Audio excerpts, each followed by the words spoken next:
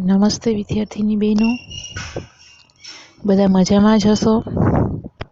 આશા રાખું છું કે અભ્યાસ પણ સરસ રીતે કરતા હશો। આજે આપણે કાવ્ય 17 ભજન કરે તે જીતે આ કાવ્યનો અભ્યાસ કરવાનો છે। ભજન કરે તે જીતે કાવ્યના કવિ છે મકરંદ દવે। મકરંદ દવેનો વિગતે પરિચય મેળવીએ તો મકરંદ દવેનો જન્મ 13/11/1922 અને અવસાન 31/1/2005। કવિ, નવલકથાકાર, નિબંધકાર, ચરિત્રકાર અને અધ્યાત્મ સાધક મકરંદ વજેશંકર દવેનો જન્મ ગોંડલમાં થયો હતો। તેમણે સાહિત્ય સર્જનના ઘણા બધા ક્ષેત્રમાં કામ કર્યું હતું। એટલે અહીંયા કહ્યું છે કવિ, નવલકથાકાર, નિબંધકાર, ચરિત્રકાર અને અધ્યાત્મ સાધક। તેમનું પૂરું નામ લખ્યું છે મકરંદ વજેશંકર દવે। તેમનો જન્મ ગોંડલમાં થયો હતો। માધ્યમિક સુધીનું શિક્ષણ ગોંડલમાં, રાજકોટ આર્ટ્સ કોલેજમાં દાખલ થયા પછી 1942ની લડત માટે ઇન્ટર આર્ટ્સથી અભ્યાસ છોડ્યો। અનેક દૈનિક પત્રો, સામયિકો સાથે તેઓ જોડાયા અને સાહિત્યિક પત્રકાર તરીકે તેમણે નોંધપાત્ર કામગીરી કરેલી છે। સૌંદર્ય પ્રીતિ, માનવ હૃદયની સંવેદનાનું ઝીણું આલેખન, સૌરાષ્ટ્રની વાણીના ઓજ તથા માધુર્ય, કાવ્યબાનીની સુઘડતા એમના કાવ્યલેખનને આગવો મિજાજ બક્ષે છે।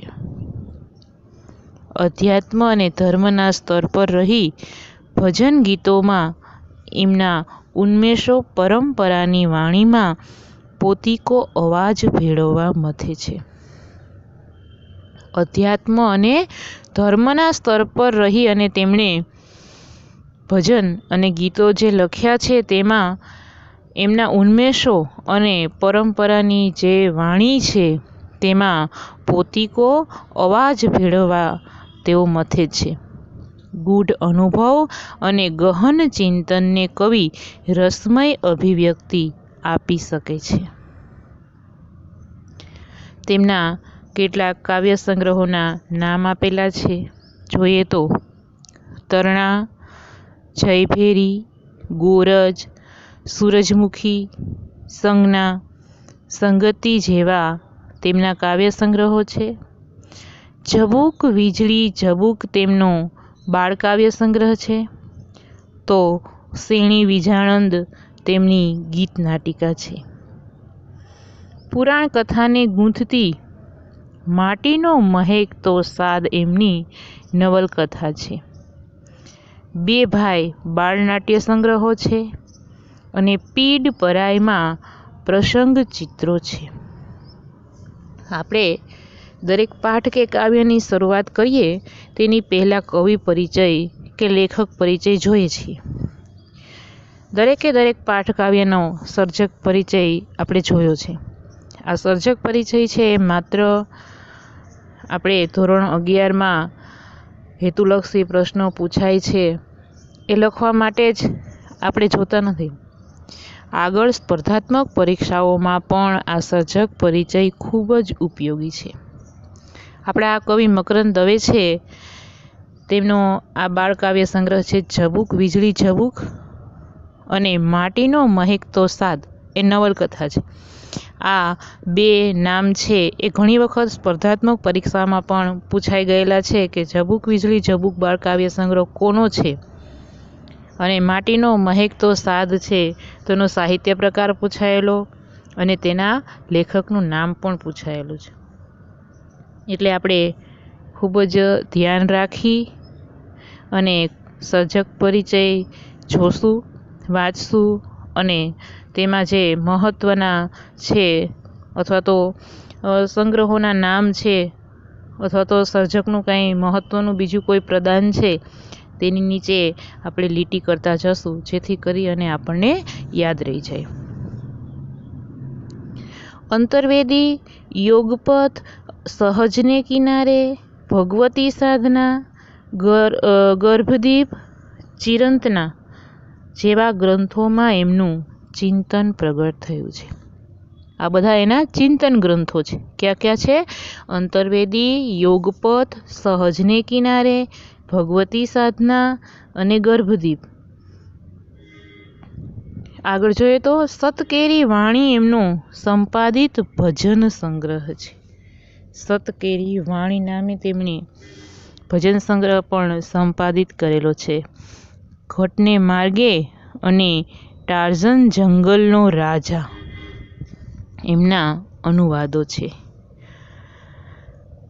તેમને રણજીતરામ સુવર્ણચંદ્રક, નરસિંહ મહેતા એવોર્ડ તેમજ સાહિત્ય ગૌરવ પુરસ્કાર પ્રાપ્ત થયો છે. ગુજરાતી સાહિત્ય ક્ષેત્રે જે એવોર્ડ અપાય છે તેમાંના રણજીતરામ સુવર્ણચંદ્રક, નરસિંહ મહેતા એવોર્ડ અને સાહિત્ય ગૌરવ આ ત્રણેય પુરસ્કાર આપણા કવિ મકરંદ દવે છે તેમને પ્રાપ્ત થયા છે. વલસાડ પાસેના નંદીગ્રામમાં જીવનની ભૌતિકી શૈલી તેમજ ચોક્કસ ઉદ્દેશોને સાર્થક કરતી ડોમ્યુન લાઈફ તેમણે વિકસાવી છે. વલસાડ પાસે નંદીગ્રામ આશ્રમ તેમનો આવેલો છે. ત્યાં તેમણે જીવનની ભૌતિકી શૈલી તેમજ તેમના જે ચોક્કસ ઉદ્દેશો છે તેને સાર્થક કરતી તેમણે ડોમ્યુન લાઈફ વિકસાવી છે. કાવ્યની સમજૂતી મેળવીએ તે પહેલાં કાવ્યને એક વખત પઠન કરી લઈએ. આપણું આ કાવ્ય ભજન કરે તે જીતે તેનો સાહિત્ય પ્રકાર ગીત છે. ફરી પાછું યાદ કરાવું છું. તેના કવિ મકરંદ વજેશંકર દવે છે. ભજન કરે તે હારે રે મનવા, ભજન કરે તે જીતે. ભજન કરે તે હારે રે મનવા, ભજન કરે તે જીતે. તુલસી દલથી તોલ કરો તો બને પવન પર પોટો, અને હિમાલય મૂકો હેમનો તો મેરુથી મોટો. તુલસી દલથી તોલ કરો તો બને પવન પર પોટો, અને હિમાલય મૂકો હેમનો તો મેરુથી મોટો. આ ભારે હળવા હરિવરને મૂલવો સી રીતે, રે મનવા ભજન કરે તે જીતે. આ ભારે હળવા હરિવરને મૂલવો સી રીતે, રે મનવા ભજન કરે તે જીતે. એક ઘડી તને માંડ મળી છે આ જીવતરને ઘાટે, સાચ ખોટના ખાતા પાડી એમાં તો નહીં ખાટે. એક ઘડી તને માંડ મળી છે આ જીવતરને ઘાટે, સાચ ખોટના ખાતા પાડી એમાં તું નહીં ખાટે. સહેલીસ તું સાગર મોજે કે પડ્યો રહીશ પછી તે, રે મનવા ભજન કરે તે જીતે. સહેલીસ તું સાગર મોજે કે પડ્યો રહીશ પછી તે, રે મનવા ભજન કરે તે જીતે. આવ હવે તારા ગજ મૂકી વજન મૂકીને વરવા, નવલખ તારા નીચે બેઠો ક્યાં ત્રાજળવે તરવા. આવ હવે તારા ગજ મૂકી વજન મૂકીને વરવા, નવલખ તારા નીચે બેઠો ક્યાં ત્રાજવડે તરવા. 14 ભુવનનો સ્વામી આવે ચપટી ધૂળની પ્રીતે, રે મનવા ભજન કરે તે જીતે. 14 ભુવનનો સ્વામી આવે ચપટી ધૂળની પ્રીતે, રે મનવા ભજન કરે તે જીતે. ખૂબ સરસ મજાનું અને નાનું એવું કાવ્ય છે. તો આપણે એને જોઈએ. ભજન કરે તે હારે રે મનવા, ભજન કરે તે જીતે. કવિ કહે છે વજન કરે તે હારે રે મનવા, ભજન કરે તે જીતે. જે માણસ માત્ર પોતાનું વજન વધારવામાં જ લાગ્યો રહે છે તે હારી ગયેલો છે એમ સમજી લેવું. કારણ કે વજન તો ક્યારે વધે? તો કે આપણું ધ્યાન માત્ર ને માત્ર એક તરફ જ હોય. જમવું, સૂવું ને બસ મોજ મજા કરવી. ભજન કરે તે જીતે. પરંતુ જે મનુષ્ય ઈશ્વરના સાનિધ્યમાં જાય છે, ભજન કરે છે, તે જીતે છે, એમ અહીં કવિએ કીધું છે. ઈશ્વરની જ વાત કરી છે કે તુલસી દલથી તોલ કરો તો બને પવન પરપોટો, અને હિમાલય મૂકો હેમનો તો મેરુથી મોટો. ઈશ્વરને માપવાની વાત કરી છે કે ઈશ્વરને કેવો ગણવો, એના વિશે શું કહેવું? કે તુલસી દલથી એટલે તુલસી પત્રથી તમે એને તોલ કરો તો બને પવન પરપોટો, અને હિમાલય મૂકો હેમનો તો મેરુથી મોટો. જો તુલસી પત્રથી તમે એનું વજન કરવા જાઓ તો તે તેના કરતાંય હલકો બની જાય, પવનમાં પરપોટો બની જાય. અને જો તમે એને હિમાલય મૂકી અને એનું વજન કરો તો મેરુ પર્વત છે તેની વાત કરી છે કે તેનાથી તેનું વજન વધી જાય છે. તો આ ભારે હળવા હરિવરને મૂલવવો સી રીતે? તો આ જે ઈશ્વર છે ભારે અને હળવો, કે થોડીક વારમાં તમે તુલસી પત્રથી એને માપ કરો, એનો તોલ કરો તો પવનમાં પરપોટો બની જાય છે, અને તમે એને હિમાલય મૂકી અને એનો તોલ કરો તો એ મેરુ પર્વતથી મોટો થઈ જાય છે. તો આવ્યા આ ભારે હળવા હરિવરને કઈ રીતે મૂલવવો? અને કયું છે રે મનવા ભજન કરે તે જીતે. તો હરિવરને ક્યાંય મૂલવવાની જરૂર નથી. માત્ર ને માત્ર તેનામાં શ્રદ્ધા રાખી, આસ્થા રાખી અને તેનું ભજન કરવું. કેમ કે હરિવરને મૂલવવાની શક્તિ આપણી પાસે નથી, આપણે એને મૂલવી શકીએ નહીં. આપણે તો માત્ર ને માત્ર તેમાં શ્રદ્ધા અને આસ્થા રાખી અને તેનું ભજન કરવાનું છે.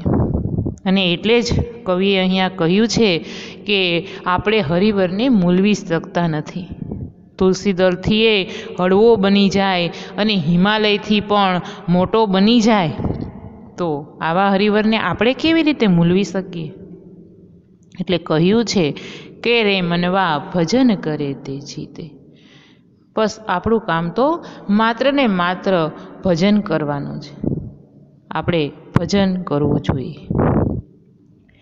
એક ઘડી તને માંડ મળી છે આજીવતરને ઘાટે, સાચ ખોટના ખાતા પાડી એમાં તું નહીં ખાટે. એક ઘડી તને માંડ મળી છે. મનુષ્યનો જે અવતાર મળ્યો છે, આ જે જીવન મળ્યું છે, એ ઘડી સમાન જ છે. અને એમાંય તારે આ સાચ ખોટના ખાતા પાડવા, શું સાચું ને શું ખોટું, એમાં તું ખાટીશ નહીં. કેમ કે ઈશ્વર પાસે કોઈ ખાટ્યું નથી. ઘણી વખત આપણે કહીએ છીએ કે ઈશ્વરની શ્રદ્ધા, ઈશ્વરની ઈચ્છા વગર પાંદડુંય હલતું નથી. પણ આપણે એવું માનતા હોય, ગાડા હેઠે કૂતરું જાતું હોય ને કૂતરાને એમ હોય કે આ ગાડાનો ભાર હું ઉપાડું છું. પણ ઈશ્વરની ઈચ્છા વગર કશું જ થતું નથી. એનો દાખલો આપણે આગળ કાવ્ય જોયું હતું, એમ ઉગાર્યો ચંદ્રહાસ. ચંદ્રહાસનું મૃત્યુ નિશ્ચિત હતું, પણ ઈશ્વરની ઈચ્છા એમાં હતી નહીં. અને એવો પ્રસંગ બને છે કે ચંદ્રહાસ જીવિત રહી જાય છે અને ખૂબ સરસ કન્યા સાથે પરણી પણ જાય છે. એટલે અહીંયા કવિ કહે છે કે એક ઘડી તને માંડ મળી છે આજીવતરને ઘાટે.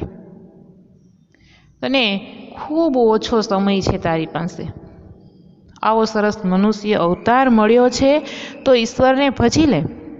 સાચા ખોટાના ખાતા પાડવાની કંઈ જરૂર નથી અને એમાં તું ખાટીશ પણ નહીં.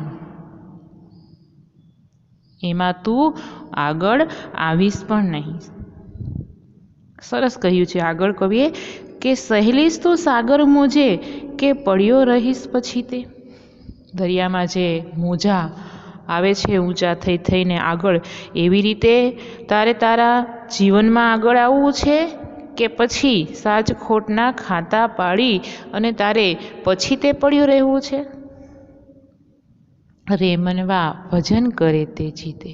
આ બધું જ મૂકી અને ઈશ્વરમાં શ્રદ્ધા રાખી, ઈશ્વરના સાનિધ્યમાં રહી તેનું ભજન કરીશ તો તું ચોક્કસ જીતવાનો છો. તારે જે પણ કાર્ય કરવું છે તેમાં સફળતા તને ચોક્કસ મળવાની છે. ભજન કરે તે જીતે કાવ્યમાં એવું કીધું છે કે ઈશ્વરને ભજવાથી તને જે જીવ અવતાર મળ્યો છે, મનુષ્ય અવતાર, તેમાં તારે ઈશ્વરને ભજવાના છે. તો ઘણી વખત આપણને એવો વિચાર આવે કે ઈશ્વરને ભજીએ તો 10મામાં કે 12મામાં ભણતા હોય તો પાસ થઈ જાય. ટીચરે ભજન કરે તે જીતે કાવ્યમાં એમ જ સમજાવતા હતા કે ભજન કરે તે જીતે. એટલે આપણે આખો દિવસ ભગવાનની માળા કે પાઠ જ કર્યા કરીએ તો આપણે જે સફળતા જોઈએ છીએ, જેમાં સફળતા જોઈએ છીએ તેમાં મળી જ જાય એવું ચોક્કસ નથી.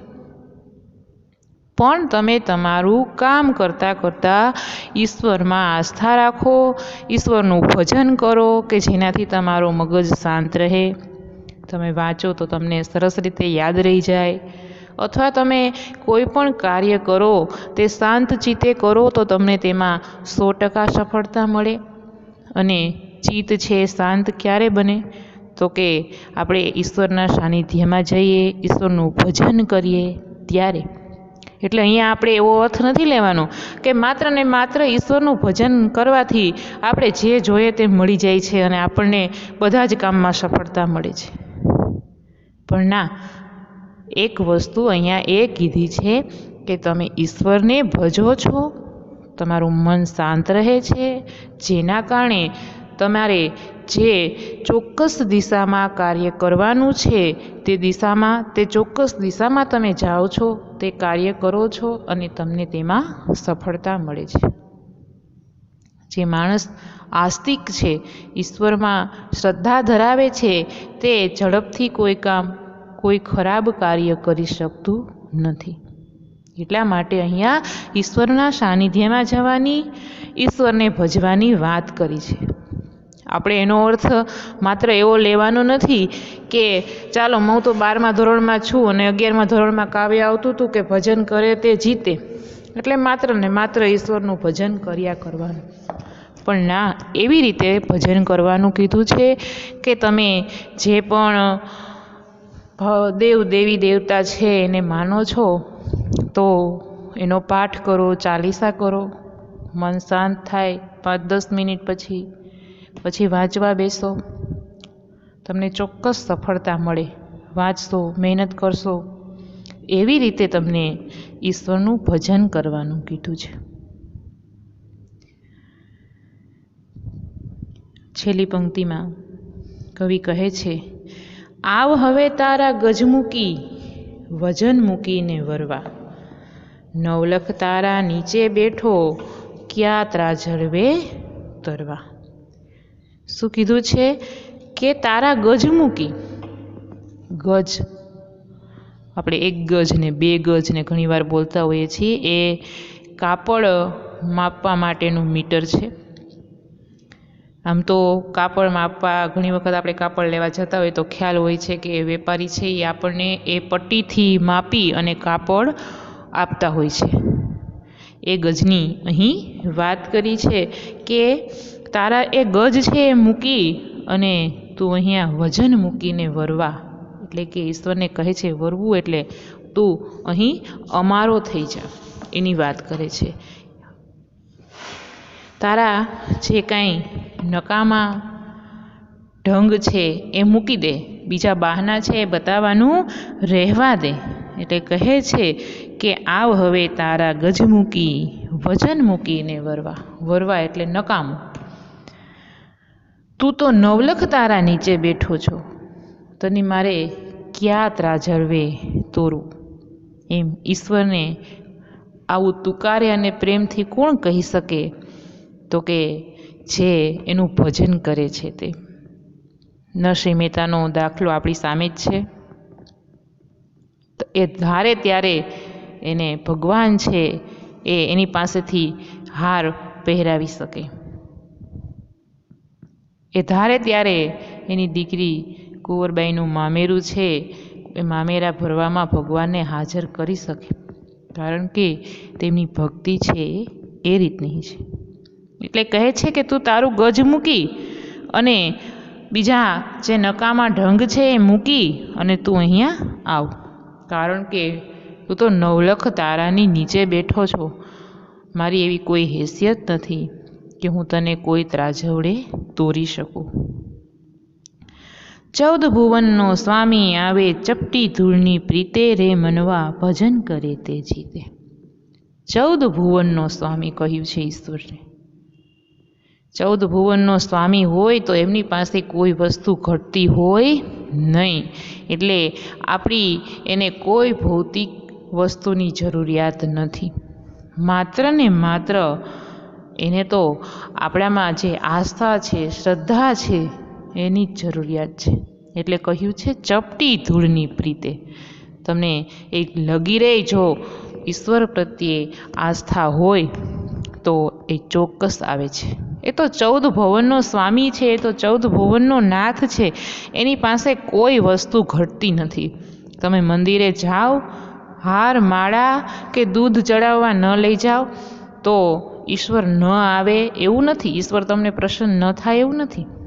પણ તમારી જે ખરા દિલથી કરેલી પ્રાર્થના છે એ ખૂબ મહત્વની છે.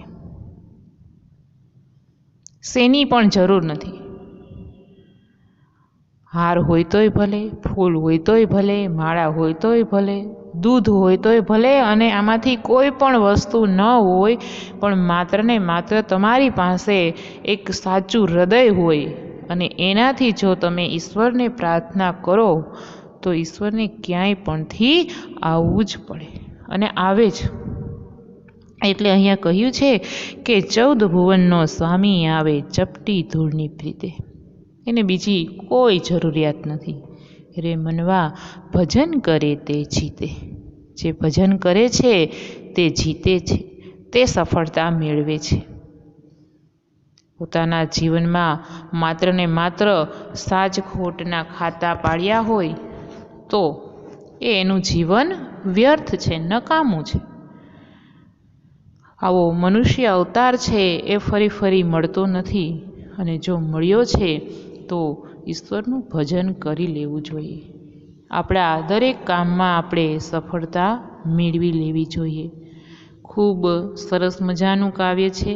કાવ્ય ખૂબ નાનું છે પણ ઘણું બધું કહી જાય છે.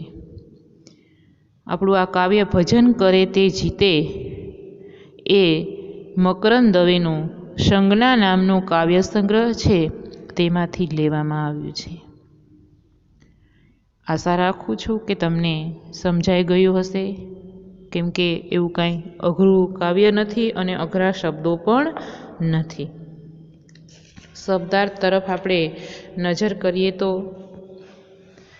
મનવા માનવી મનુષ્ય માટે વપરાયેલો શબ્દ છે. તુલસી દલ એટલે તુલસી પત્ર. તોલ કરવો એટલે વજન કરવું, મૂલ્ય. મેરુ એ એક મોટો પર્વત છે. સહેલીસ એટલે સફર કરે. ખાટે એટલે લાભ મેળવે. પછીત એટલે ઘરની પાછલી ભીત. ગજ એટલે કાપડ માપવાની ધાતુની પટ્ટી. વરવા એટલે નકામા, કઢંગા. નવલખ એટલે 9 લાખ, અગણિત. અને ત્રાજવડે એટલે ત્રાજવે. બધા જ શબ્દો પરિચિત છે. પણ શબ્દાર્થમાં છે એટલે આપણે એક વખત તેના તરફ નજર કરી. સ્વાધ્યાય તરફ નજર કરીએ તો દરેક પાઠ કાવ્યમાં જે રીતે પ્રશ્નો આપવામાં આવે છે એ રીતે 3 પ્રકારના પ્રશ્નો અહીંયા છે. એક વાક્યમાં ઉત્તર, 2-3 વાક્યમાં ઉત્તર અને મુદ્દાસર નોંધ લખો. તેમાં મુદ્દાસર નોંધ લખો માં એક મોટો પ્રશ્ન કે જે છે તે લખવાનો છે. ભજન કરે ઈ જીતે કાવ્યનો ભાવાર્થ સ્પષ્ટ કરો. ભજન કરે ઈ જીતે કાવ્યનો ભાવાર્થ સ્પષ્ટ કરો. 8-10 વાક્યમાં આ જવાબ થશે, જેમાં આખા કાવ્યનો ભાવ આવી જશે. આપણે લગભગ એક જ પ્રશ્ન લખીએ છીએ. મોટો પાઠ હોય અને એમાંથી 2-3 પ્રશ્નો નીકળતા હોય તો જ 2 કે 3 પ્રશ્ન આપીએ છીએ. પણ એક પ્રશ્ન આપણે એવી રીતે લખીએ છીએ કે જેમાંથી એક વાક્યના કે 2-3 વાક્યના પ્રશ્નો પૂછાય તો પણ આવડી જાય. આપણે આગળ સૌપ્રથમ કવિતાનું નામ, પછી કવિનું નામ, પછી કાવ્યનો સાહિત્ય પ્રકાર અને કાવ્ય શેમાંથી લેવામાં આવ્યું છે, આ 4 બાબત લખી અને જવાબ લખવાની શરૂઆત કરશું. દરેક પાઠ કાવ્યમાં જો તમે આવી રીતે જવાબ લખ્યો હશે તો પેપરમાં 4 પ્રશ્ન જે પૂછાય છે એમાંથી 4માંથી એકેય પ્રશ્ન એવો નહીં હોય કે જે તમને નહીં આવડે. અને ખાસ તો એ આપણે આગળ કવિ પરિચય જોયો ત્યારે જ વાત કરી કે મહત્ત્વનું તો એ છે કે આગળ જતાં સ્પર્ધાત્મક પરીક્ષામાં પણ આપણને આ કામ આવે છે. એટલે આપણે સરસ રીતે તૈયારી કરીએ અને તૈયારી એવી રીતે જ કરીએ કે આપણને માત્ર 11મા ધોરણમાં જ નહીં પણ આગળ કામ આવે. તો આશા રાખું છું કે તમે સરસ રીતે વાંચન કરશો. ઓકે.